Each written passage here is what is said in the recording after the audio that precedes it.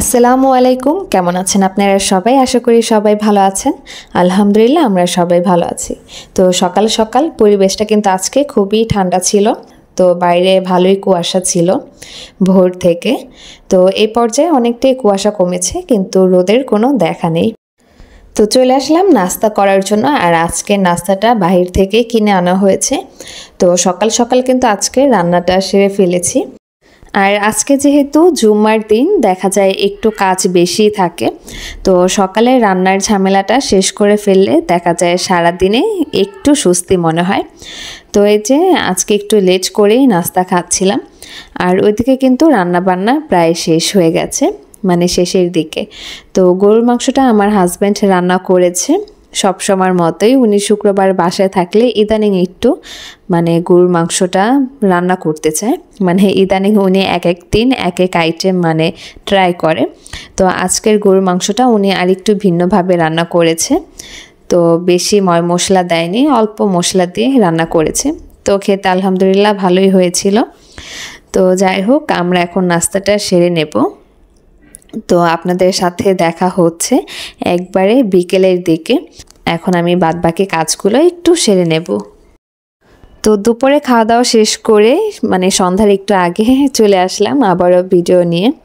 তো আজকে হাজব্যান্ড একটু পিঠা খেতে চাইছিল, তো সেজন্য এখানে একটু দুধ বসিয়েছি। দুধটা একটু জাল হতে থাকুক। আর অন্যদিকে কিন্তু আমি পিঠা তৈরি করার জন্য পিঠার যে চালের গুঁড়োর যে কাই, সেটা আমি করে ফেলেছি। তো এই যে এখানে কিন্তু আমার কাইটা রেডি হয়ে গেছে। তো এটা এখন আমি সুন্দর করে হাত দিয়ে ডলে নেব। তো ডলে একবারে নরম আর মিহি করে ফেলবো, যেন কোনো দানা দানা ভাব হাতে না লাগে। তো কাইটা কিন্তু আমি সুন্দর করে মেখে এরপর আমি পলিথিনের মধ্যে ভরে রেখে দিয়েছি।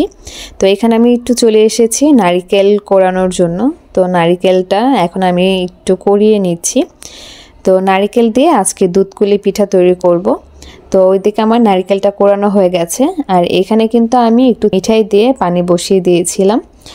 তো এটা ভালো মতো জাল হতে থাকুক। আর এদিকে আমি কিন্তু পিঠা তৈরি করে ফেলেছি। তো এই যে আমি অল্প করেই পিঠা তৈরি করব ওনার জন্য। তো এই যে পানিটা কিন্তু অনেকটাই জাল দেওয়া হয়েছে। তো আমি এক এক করে এখন সবগুলো পিঠা এর মধ্যে দিয়ে দিব। তো কিছুক্ষণ আমি দিয়ে সেদ্ধ করে নেব।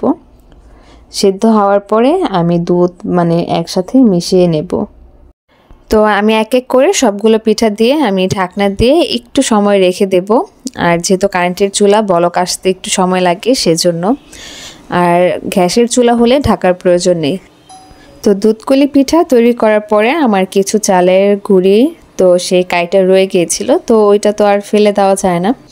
তো সেজন্য আমি পরবর্তীতে কিছু নারিকেল নিয়ে আমি চিনি দিয়ে পাক দিয়ে এখন সুন্দর করে ভাজা কুলি তৈরি করে নিয়েছি। তো আমি সবগুলো তৈরি করে এখন এক এক করে সবগুলো ভেজে নেব।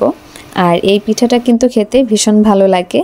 আর আপনাদের কাছে যদি আমার এই ছোটোখাটো ভিডিওটি ভালো লেগে থাকে, অবশ্যই একটি লাইক আর কমেন্ট করে আমার পাশেই থাকবেন।